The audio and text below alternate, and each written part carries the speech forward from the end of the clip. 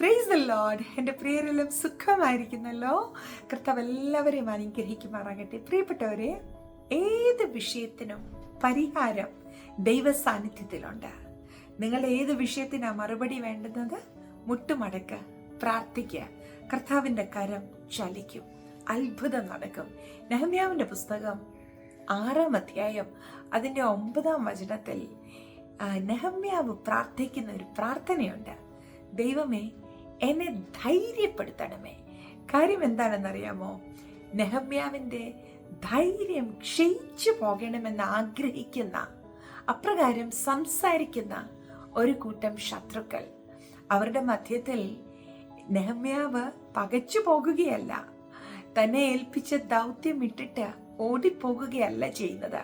പകരം താൻ പ്രാർത്ഥിക്കുവാൻ മനസ്സ് വയ്ക്കുന്നു. തൻ്റെ ജീവന്റെ ഉടമസ്ഥനോട് താൻ പറയുകയാ, തന്നെ ഒന്ന് ധൈര്യപ്പെടുത്തണമേ. അത് കഴിഞ്ഞ് അതേ അധ്യായത്തിൻ്റെ 15-16 വചനം ഒന്ന് വായിച്ചു നോക്കണേ. അവിടെ ഇങ്ങനെ എഴുതിയിരിക്കുന്നു: ആ മതിലിന്റെ പണി പൂർത്തീകരിച്ചു.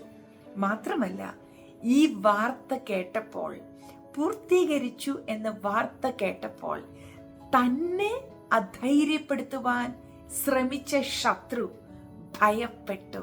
Praise the Lord. പ്രിയപ്പെട്ടവരെ, നിങ്ങളെ അധൈര്യപ്പെടുത്തുവാൻ, നിങ്ങളെ ക്ഷീണിപ്പിക്കുവാൻ, വാക്കാൽ തകർക്കുവാൻ പലരും എഴുന്നേറ്റേക്കാം. എന്നാൽ അവർ ഭയപ്പെടത്തക്കവണ്ണം കർത്താവ് നിങ്ങളുടെ ജീവിതത്തിൽ അത്ഭുതം ചെയ്യും.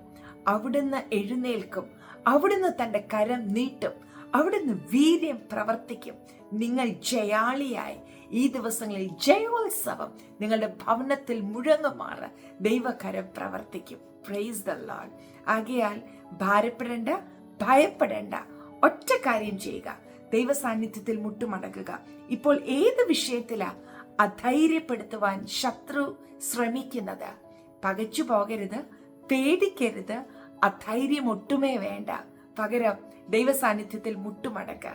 നിങ്ങളുടെ പ്രാർത്ഥനയ്ക്ക് മറുപടിയുണ്ട്. സ്വർഗം നിങ്ങളുടെ ചുമലിൽ തട്ടി ധൈര്യപ്പെടുത്തും.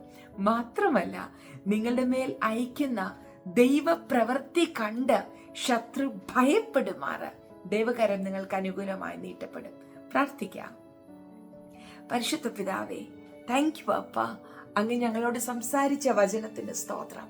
ഞങ്ങൾ അങ്ങയിൽ ആശ്രയിക്കുന്നു, ഞങ്ങൾ അങ്ങയുടെ നാമത്തെ ഉയർത്തുന്നു. അങ്ങ് ഞങ്ങളുടെ മേൽ പകർന്നിരിക്കുന്ന ധൈര്യത്തിനായി നന്ദി.